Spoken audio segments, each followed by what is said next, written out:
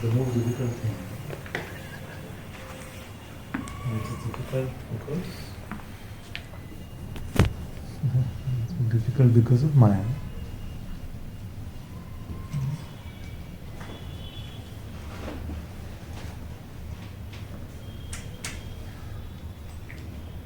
That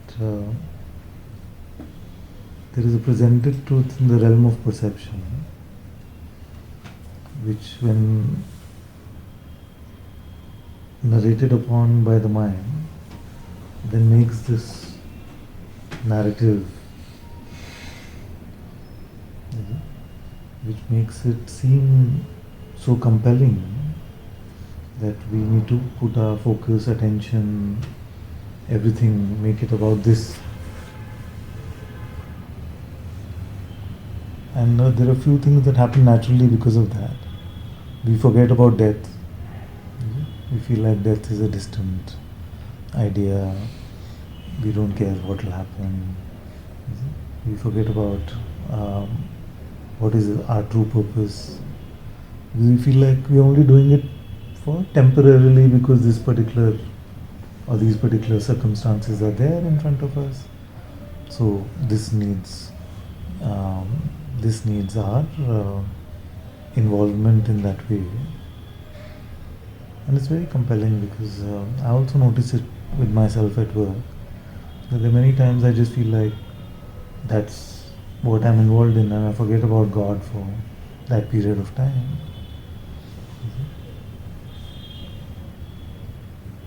So this constant push and pull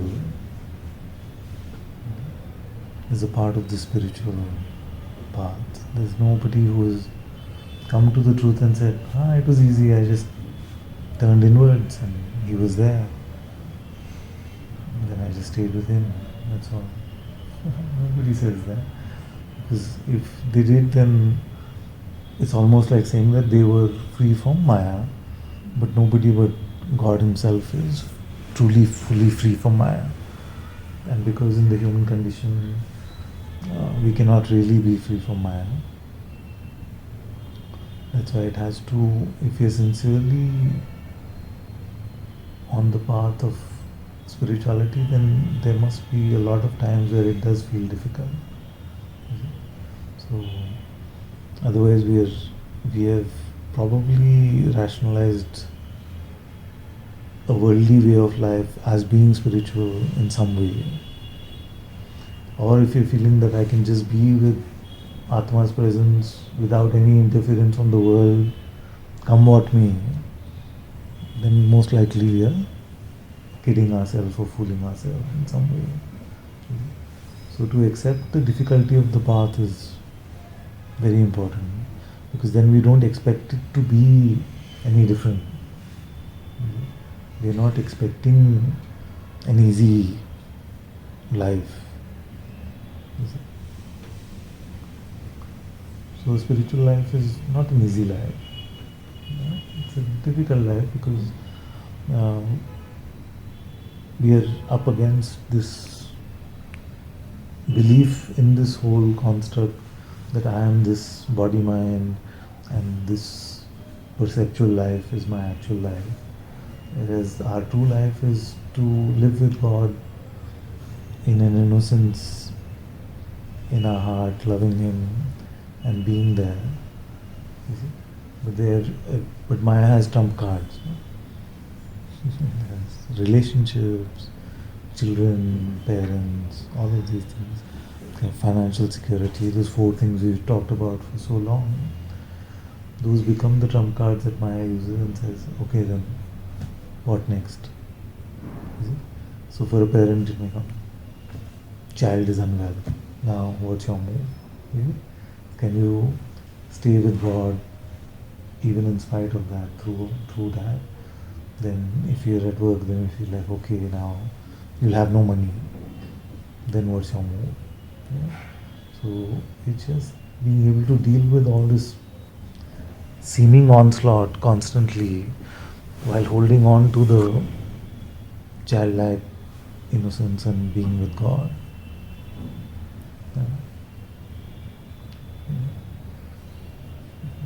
And actually, if you really look deep in your heart, you will see that you are willing to do anything to be with God. It's only when you're outside your heart, in your mind, that it feels disturbing. I finished a meeting yesterday probably, and then it just came to me that I was making such a big fuss about something. I feel like, okay, suppose that the worst case scenario happened, and I'm like, okay, nothing can take God away from me. See, nothing can take God's presence away from me. So when we forget that and we start to rely on what our worldly life should look like, then it seems very difficult. And then, because we've been in satsang for quite some time, most of us, the mind doesn't say, leave it. You know? It says, you can try and balance it out. Just try to balance it out. Be a little practical. And all these things can seem very compelling when we are scared. The pull towards the irrationality, the seeming irrationality of living in God's presence and His support alone, versus the mind's compelling narrative saying, yeah, you go, you be with God, but be little practical. So that is the serpent's voice which we can't really argue with that well, because it seems to make sense. It seems to say, yeah, but I'm not saying leave God, but can't you just, balance it out a bit? Can't you just do this a bit? So in that bit, it wants to take away your life, our lives.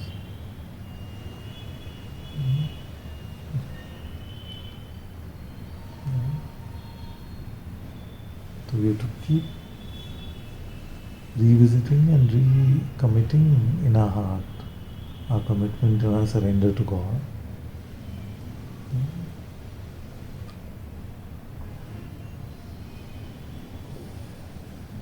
Because although theoretically it's just a question of turning within and remaining empty in hoping that His grace will bless us with His light, His presence, but just that the compelling gravitation of Maya keeps pulling us into this. So if you're struggling, it is good actually, but there can be like a ease of being in God's presence, but there's also ease, seeming ease in Maya. Like suddenly, if someone was to say, you know what, just don't worry. Your seat at God's feet is booked, it's blocked for you, it's not going anywhere. Just enjoy, chill. Now this Maya is for you to enjoy, your seat is booked. Then somewhere you can feel like a relief. This pray all the time, this inquire, this be empty, don't get angry also now, don't get irritated also now. All of this stuff. I can just do whatever. So it can feel like a relief. So the Maya's temptation, because the spiritual life seems so difficult, can also seem like a relief for us. As many of my kids, including some of you, have told me that I don't feel I'm cut out for this. And it started happening when I started sharing in this way more. When I was saying that it's all easy, be empty, nothing. Like, yeah, it's fine. So we were getting into the pose of open and empty, and that seemed like, I can do this. This helps me. I can do this. But now I'm saying, are you praying? Are you in His presence? Are you getting angry? Are you trying to win over your brother? Are you trying to, all of that? Because those are the signs of virtue, and we don't, like, in the way we started, we didn't want to talk about virtue and things. Like, who wants to talk about virtue? That's for some beginner spiritualists. Who wants to talk about humility and truthfulness and compassion and all of that? who is there to be? All of this would probably Advaita it away. But being in his presence teaches us how to be virtuous, patient, courageous, not angry. And the more we learn those things, then the mind temptations don't pull us as much as they used to. So it becomes a virtuous circle, literally full of virtue. So it feeds on. So being in God's presence feeds on our virtues, and being virtuous then feeds on our ability to just remain in His presence, and then you just keep deepening on that. Like the virtue of patience is literally gold. It's very, very, very important. But patience is what you lose the fastest. And like in my Sangha children, if I was to report something, I would say that we're very quick to drop our patience, very quick to take on position, very quick to hold on to something instead of just, because patience needs courage, it needs a lot of faith, it needs a lot of trust. Because patience cannot be lip service. You can't like really fake patience.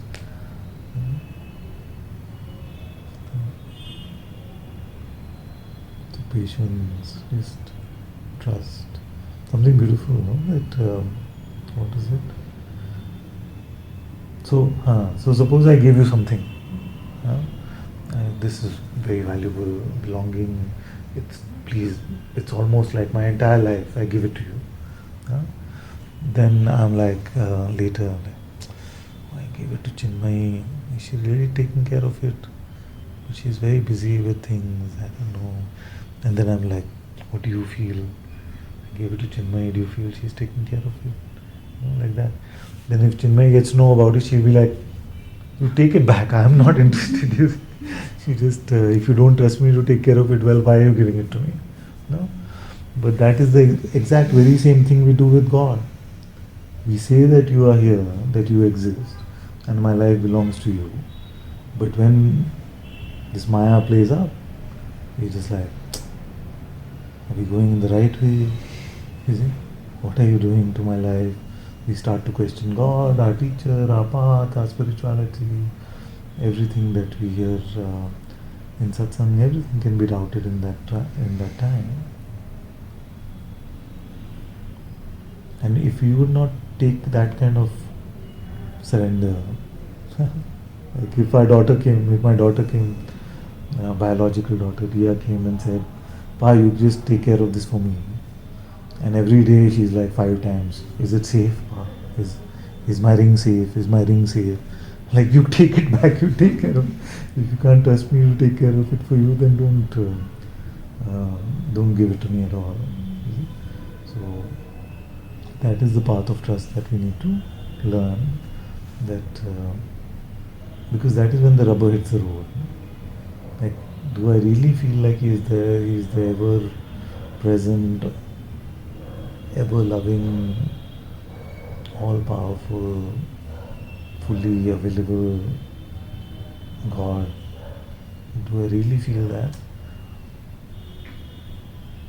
Then how could I worry? What makes me then worry? Like anxiety and faith can't really live together. But while we are on the cusp, then that struggle seems very difficult. Sometimes anxiety wins, sometimes faith wins, sometimes anxiety wins, so that we keep oscillating in this back and forth, and it can seem so difficult. And why? Because Maya. Because the world seems real. If the world did not seem real, can you say more patience? Because sometimes I'm just saying, sometimes I feel it when I'm saying, I had this conversation with Bala, and he was getting angry, and I said, you have to be patient. And he told me, he is the most patient person in the world. But he was still expecting a result to go according to how he wanted it. So I can be patient, but I'm not surrendering. You know what I'm saying? in a way, like if you're attached to the outcome, then you can't really be very patient. So patience is like you surrender. You trust, that truly makes you patient. for his guidance, or you're okay with the outcome, so you don't really have to be anxious. So what right? we may be saying is, in comparison to other people in the world, Yeah. that we may find ourselves like the most patient one Yeah. or something like that. But the benchmarks of spirituality are very different. What it needs to be truly close to God, to truly live in His presence, it are things that people in the world will just laugh at and say, what is this for? If somebody says that I just inward facing, waiting to deepen my relationship with God, and I've been doing that for 10 years. People be like, 10 years? You wasting your whole life? How do you know there is a God there? How do you? So all this thing. So the benchmarks are very different when you're using these words which apply both in the world and in spirituality. The level of patience you need, the level of courage you need, the level of trust you need in spirituality is very, very high. Very, very high. Like, that's why Shabri, Abraham, that's why all of them, those are benchmarks. So patience, like the patience required to close a business contract versus the patience of Shabri can't be compared. It's two different, very different leagues. Although the quality is the same, but the magnitude is different by miles. Okay? So that is what. It's a very, very difficult part.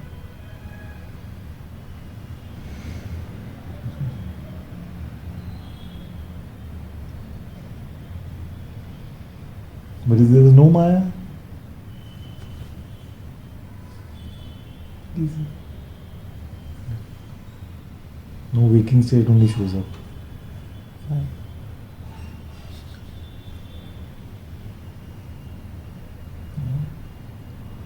No phenomena shows up. It's easy. This realm of Maya is so compelling that we may keep saying Aham Brahman Asmi constantly. Something happens suddenly and you're just like, this is the compelling nature of this. It takes one trigger, tiniest trigger.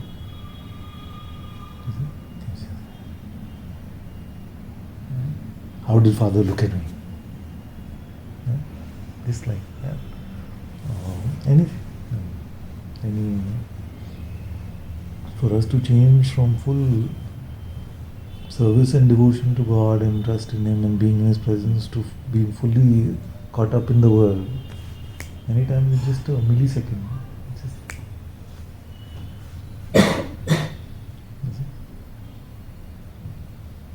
And most of that is based on the delusion that we have time.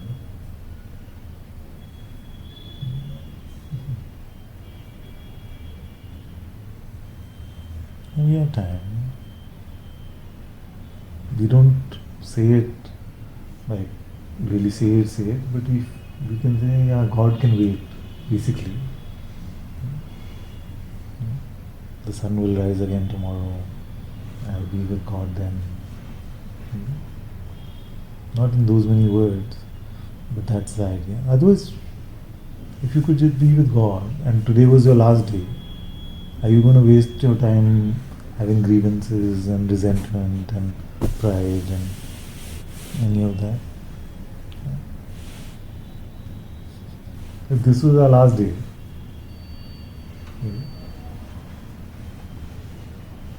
yeah, of course, if we are completely caught up in Maya, or maybe because it's the last day we could be full of fear and that would make us this way. But if there was literally no time, then once you know that He's here and your job is to be with Him,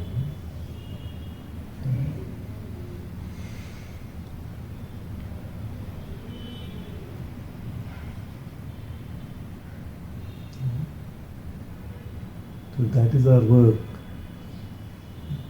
Then under what pretext would we bunk this work. You know, but Maya first makes us feel like he's not actually here. Not actually here. He's not with you right now. Not sitting in your heart or next to you. So be angry. It's okay. You're right. Yeah? Be prideful. It's okay. You're right. This is reality. See? But if you change over to just having this sense that he is here with you, huh? Whether you even feel like he's sitting with you or he's sitting in your heart, then we can't be that way. Yeah? Isn't it? And it's very powerful way to just live, to just know that he's constantly with you.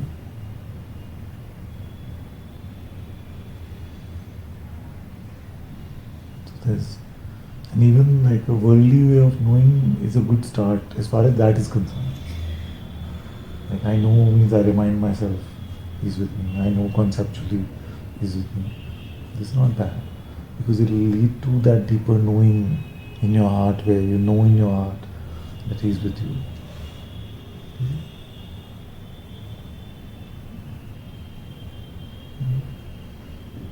But for many of us still seems very far-fetched and absurd.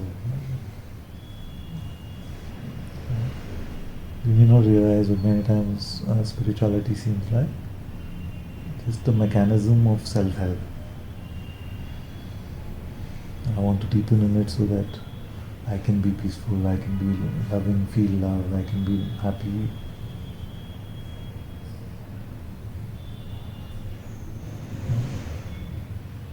So if Ramji was standing here, tall, like 8 feet tall,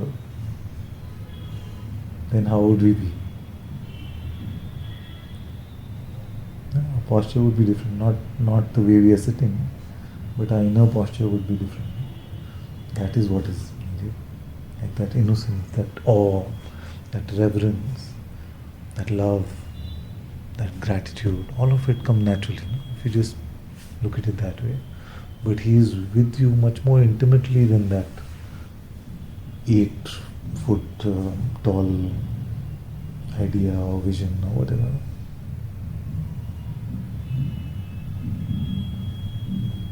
God, in whichever way you can relate to him. Doesn't matter. You could be from North American tribal area, never learned the language, and you call him something else. You see? But they have songs to the Great Spirit without coming into contact with the rest of the world. They've come up with their own music which prays to the Great Spirit which is within them. Anybody, and in every culture there are people who are able to contemplate and remain empty and they come to the same understanding. But it's rare to just do this by yourself. Usually you need a teacher to, not to guide you so much, but just to tell you that, do it, yes, but also that here's somebody sitting in front of you telling you, I am telling you it is true. You see, looking you in the eye and saying it is true. That is the most important thing. Because you can read it in a book, but you feel like, this one said, and this one has written, Valmiki ji has written, Tulsidas ji has written.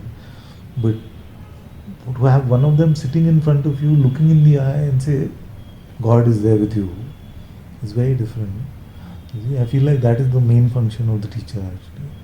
Because the Maya pulls us so much into the world and how true this is and what people say about me and think about me. That is the most important thing. You have to meet someone who comes and tells you all this is not the truth. There is a greater reality of God's presence. He lives in your heart, no matter what your experience may be about that.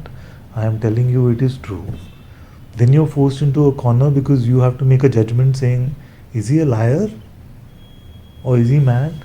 Or is he telling the truth? You're stuck in that mode, no? Because you've been told something astonishing now, and you feel like, okay, he's saying this to me, now what? Like, what is my move? Like, God lives in your heart right now. So what is my move? You have to conclude either that, oh, easy for him to say, or he seems a bit mad, his hair is crazy, could be like that, or it could be that he wants something from me, he's lying, he's trying to make me a follower or disciple, or he wants my money, or he wants to make use of me in some other way. You see? So then we try to see all of that, and when we don't make headway in any of that, that's why a guru's life has to be uh, beyond any of those things, so that you can't say, okay, actually he just wanted my money, actually he just wanted my body to use me in a physical way, actually he just wanted to feel proud about himself by gathering people around him. You see, so when we discount all of those things because it seems like he doesn't want any of that, then we are forced to really say, okay, this man doesn't want anything from me. He's not after anything I have to give him. Yet he is telling me that beyond this perceptual world, there is a holy presence of God in my heart. And my job is to just turn inwards and not worry about anything else. What can I do with that information? What can I do with that information? The why question is coming up. Why am I so stupid not to realize that? Because the trust, the complete trust is there, but... Yeah, that's what I'm saying, that all of us are stupider than we want to be. I keep saying that I'm so foolish because I see that I'm more foolish than I want to be. And if I look at it, I realize that I'm foolish because I keep falling for Maya. If Maya did not appear, I would easily be with God all the time. You see? But how does it work? I start every day with the intention of fully being with God. I'm able to start most days in that way. And then what happens? Somebody says, oh, this large client is upset, or something has gone wrong, or somebody has resigned, or something has happened. And if I have attachment to that particular thing, idea, like I want that work to go well, I want the team to be happy, any of those ideas, then when these events happen and the narrative comes about them, then they seem compelling. And I forget about God. That is my foolishness. You see? But if Maya did not appear, it's easy, to just remain in presence. It's like automatic samadhi all the time. It's easy to be in his presence. This Maya keeps. So if I'm lying to myself, think I'm not attached to that, the outcome is not interesting me. Yeah, we are all lying to ourselves. Because our life shows us where we are lying. The instant when we leave God shows us our attachments, shows us what we are valuing in that moment more than being in His presence.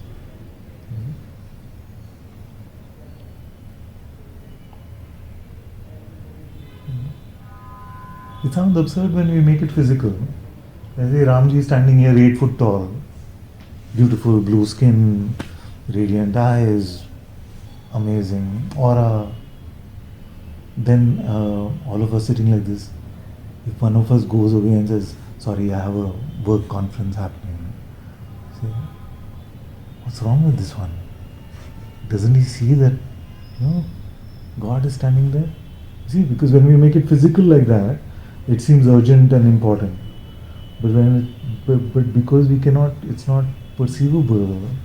Like the primordial vibration is the most pristine but subtle perception.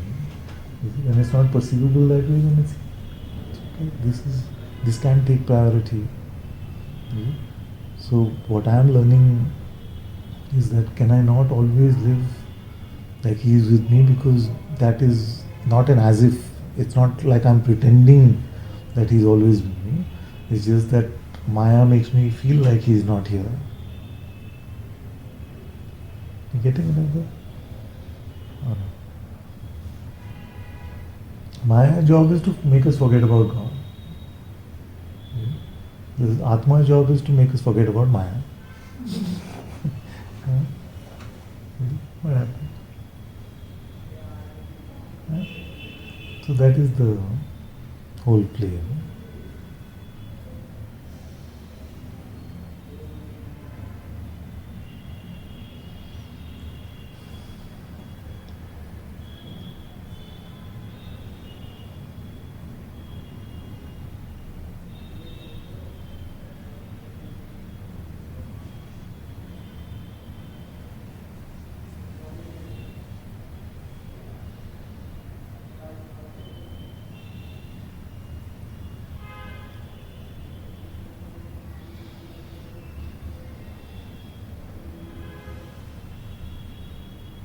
If you did not gauge the value of being in his presence in phenomenal terms,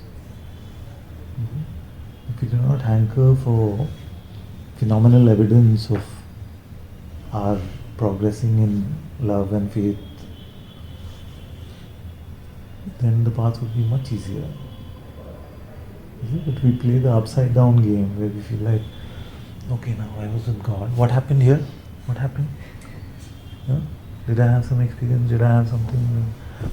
Is there an aura? Can you see something special? All this kind of thing is upside down, isn't it? All of this should be used to go deeper with him. It's a beautiful way to live, like that. So I see that this one, look at this. What is God showing me in this situation?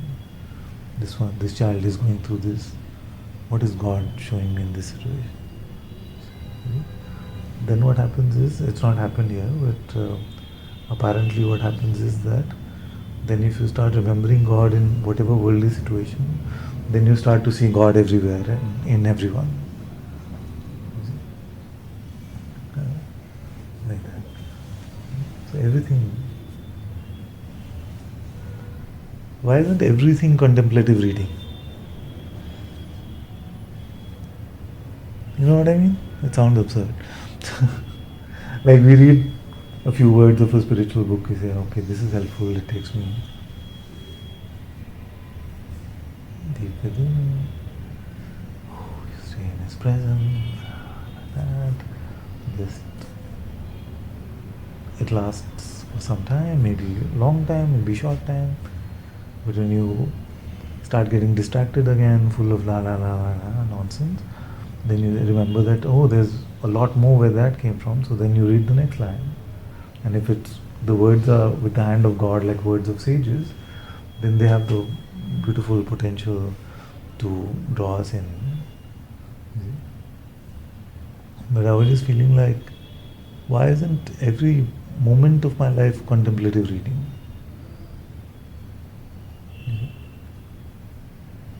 Like this child has told me this child has told me this child has told me this. Why are those words not taken to God and for me to stay with him and allowing that to truly be like the temple priest? So you deepen in that way of life.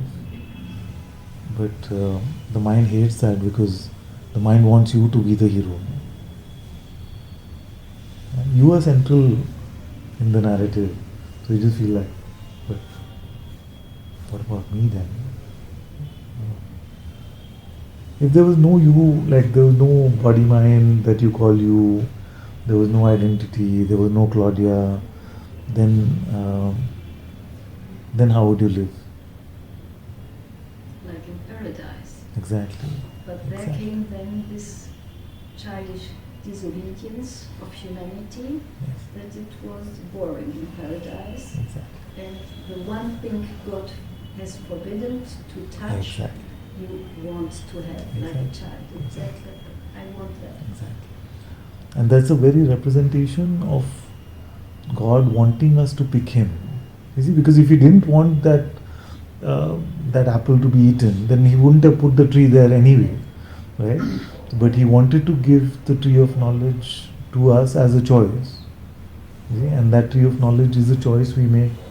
That tree of knowledge is here, where we make that choice of going with that. And if you go with the biblical way of describing it, then what happens? What happens if you eat from the tree of knowledge? You remember anything from church as a child? What did God say clearly? No, you will die. He literally said that you will die. You see, so that out of paradise is death. You see, so this what we call the zombie life is that death, because He literally told Adam that if you eat from that tree, then you are dead. You see? Then the question could be, then why did He leave that tree there? Because He didn't want His love to be a forced thing. He didn't want His love to be a forced thing. That if there was no option, like if all of you children didn't have any option but to come here, you see, because I'm sending you like a monthly allowance or something like that, and your allowance will be cut if you, or pocket money as children, so you won't get pocket money if you don't hear my rambling every time I ramble. Then your being here would be of no value. No? Now it is of value because you tried to come on such short notice also. It is still valuable. So you express that as a sign of love for me. The same way God has given us the option to do that, while keeping His supremacy supreme, which our intellect can't understand.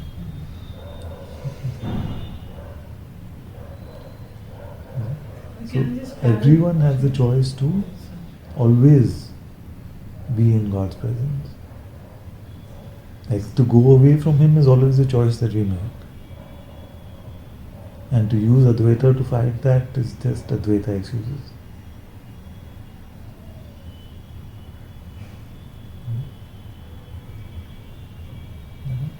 To hide from that using spiritual concepts is just Advaita excuses. Because nothing can stop us, no matter what the situation, what is appearing in the waking state, nothing can stop us from remembering God and being with Him. And I'm not saying from the pedestal of somebody who has attained mastery over it. But I'm saying from the pedestal, not the pedestal, but the position of one who is trying and seeing that it is not easy. Basically, if you were to boil it down to one thing, it is just that.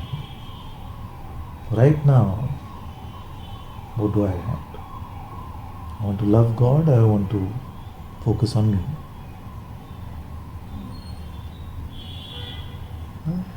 Right now, what do I want?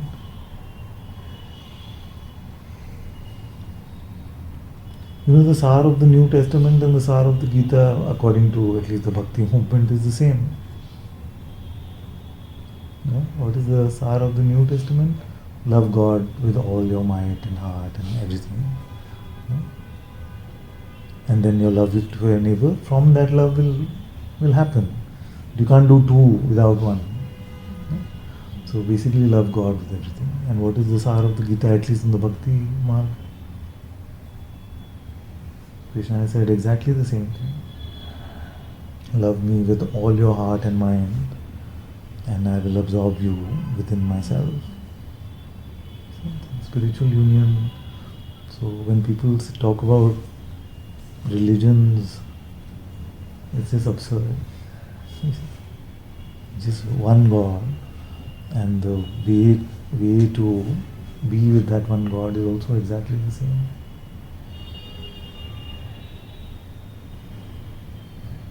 So whether you look at the Jnana Marga, you say, I am that I am, or you ask, who am I? It's all the same, it's coming to the same insights.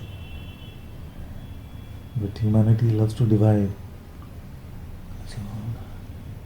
Somebody sent me an angry message. Who was this Satsang? You're trying to convert people.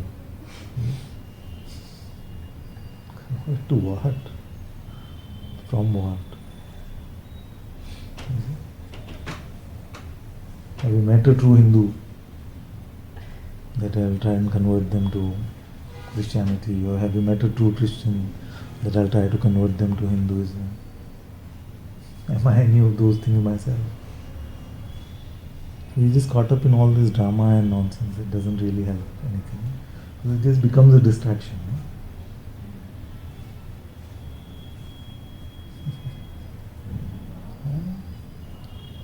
Did you say that if we look for outer signs of God, then you're being distracted? Yeah, then Then yes, you're doing it wrong. I mean, correct. Let the outer lead you further inwards. What I'm saying is that we are looking for the outer evidence of our inwardness. correct. Is it? This. What does my Sangha think of me? What is? Do they see how great I am? You see? How deep I am? All of this. So we basically, because we are unsure about ourselves, we want that approval from outside. So, and when we go deep within, it's just like, oh, now what is happening? Now, see? So we still count on that as tangible, and that is intangible. So just checking. So if in my, not with the outside, I'm saying, but if inside I'm expecting some phenomenal, like a huge light to come out, just anything. Yeah. Then that's Of quite, course. that's also a big distraction, course. no? Because you feel, oh, I didn't see that, or I didn't know this. Everything phenomenal that we're expecting as a result of our deepening spirituality is just a distraction. Just to know, I mean, that, like you said, that if my master said it, it's true. And I trust that, and whatever I may feel, but I just keep that faith alive in me, that it is true. And, So what happened to Shabri after Ram came? Yeah, I know, that's really, it's just, They don't show, no? Do they show fireworks and all? I may have missed it. But I don't feel like they show anything like that. It's a very simple meeting, and he enjoys the beer. He says, can I, because I've not been with my mothers for so long, can I lie down in your lap? But he's just appearing as a human to her. There's nothing special. But what is truly happening is at a much deeper level in the heart. It doesn't need the outer play or fireworks or any explosions to happen to say, wow, what a great thing has just transpired.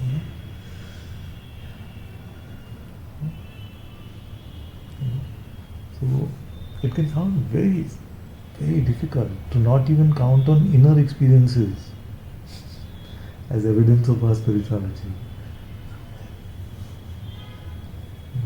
What can I really then count on or hold on to? Nothing.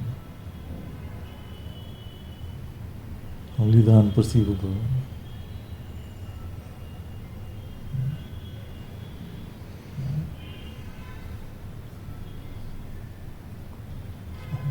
And if you're not cut out for this, then what is plan B? I will do me and die. Nothing. And maybe, depending on the culture you believe, then maybe that is it. Or maybe you get chance again, me, die. Or God, and live.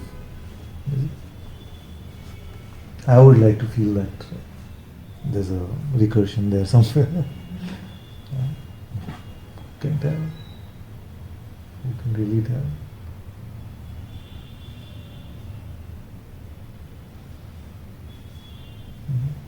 So when my kids have tantrums and say, but it's too difficult, I'm not cut out for this. So far nobody's giving me a good answer, so okay, you're not cut out for this, then what is your plan? At least that much must be seeded in you by now, saying there's no reality in this ephemeral appearance. Because plan B can always be Maya. Can it be anything else?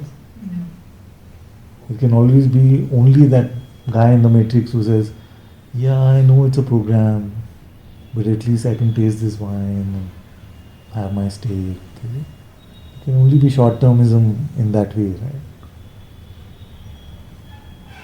Or we can become philosophical and nihilistic or absurdists or start looking for meaning in language and all the various categories of perception. That doesn't go anywhere. I mean, doesn't get us anywhere.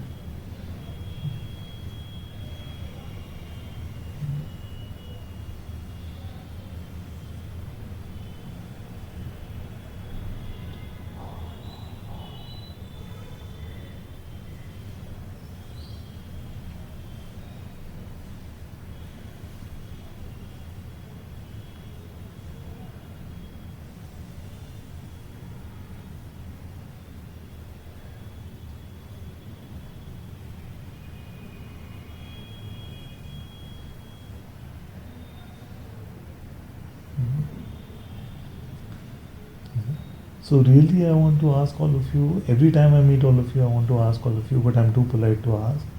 I really want to ask, what did you do in your day?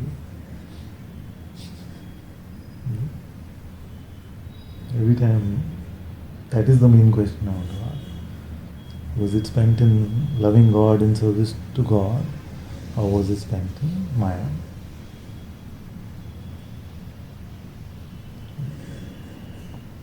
And a lot of my day today was spent in Maya because of useless work things. And I am happy to be honest about that. Maybe enjoying Maya with a lunch, Yeah. but thanking God. That's good. Is that to be That's with good. God? It's a start. Yeah, it's not bad. At least he was in remembrance somewhere. Yes. I think waking up to God in the morning itself, because the thing, if I miss that, then I see that Yeah. something or the other gets, Yeah. like, takes my attention, and then I'm Absolutely. not able to spend time with God. But that thing, if it happens, then at least it sets the It's tone for so- the day. It's so helpful, And this just came in satsang. I don't know how it came. It came in satsang, and now I see it's everywhere. Like Narad Bhakti Sutras, like in many Christian teachers. It's everywhere. Everyone says start Yeah. your day with God, wake up to God. So God's grace has been so benevolent to us that so many things that just seem to just show up in satsang. Then you see that there's a lot of depth and possibility in this simple exercise that don't engage with anything to do. Remember God deeply, come to God's presence.